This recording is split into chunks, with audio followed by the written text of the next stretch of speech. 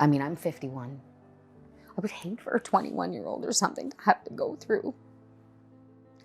through digesting their own fate and think of, okay, this is what's going to take me out. I'm doing everything I can to make sure that you don't have to go through what I'm going through. My name is Jane.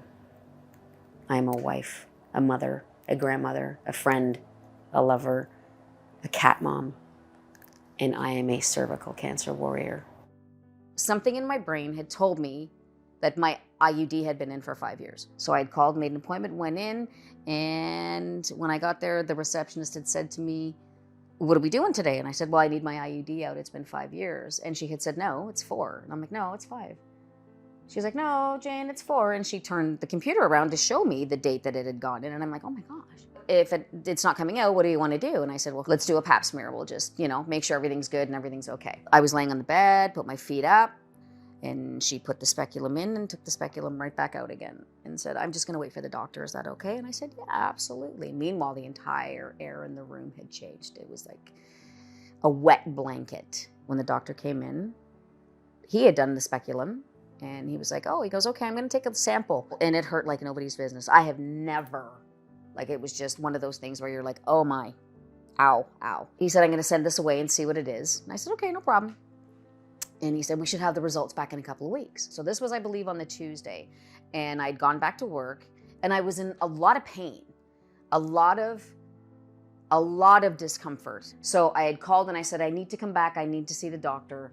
I can't shake this pain." When I got back to the office, the receptionist said to me, she goes, "Oh, you're here." She goes, "Your results are back too." And I was like, "Pardon?" I'm like, "Oh, okay." Like in my head, I'm like, "Pardon? What? Went in and I sat down and I waited for the doctor to come in, and he came back in and he, forced his best smile. Lovely human being that he is, forced his best smile. And he sat down and I looked at him and I said, "My results are back after 2 days, not 2 weeks." I go, "Is it bad news?" He goes, "It's cervical cancer." And I said, "Am I going to die?" He goes, "I don't think so." He goes, "But we're going to do a hysterectomy." We set up all the arrangements to go to Kingston. Joke's on me. We got to Kingston. And when I was sedated, I had an internal exam and it had spread. We couldn't do the hysterectomy. Because of what would have to come out. I wouldn't have time to heal in order to have chemo and radiation to save my life. So we were going to leave everything and just go have chemo and radiation. Okay. And I said to the surgeon, "I don't want to die." She said, "I don't want you to die. I'm not going to let you die." I said, "I just got my hair done." She started laughing. She goes, "Your hair looks amazing.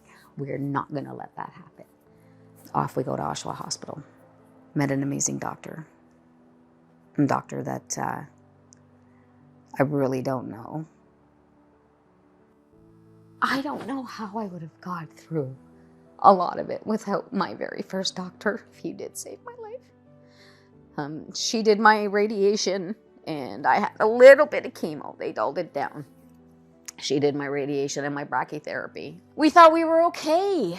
We thought we were great. We got the all clear. Not that it was gone. I don't like to use that word. That it was just clear. And then the pain in my back took us back to the emergency room, and it was a lump on my kidney. It was there. It was never really gone. It just found a new spot to hide until it jumped up on my kidney, and then my liver, and then my lungs, both of them. It's been 7 years for me. That's a lot of digging deep. That's a lot of, what am I going to do if?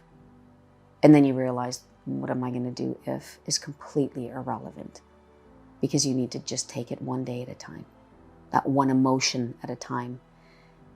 Fear can be all-encompassing, but so can hope.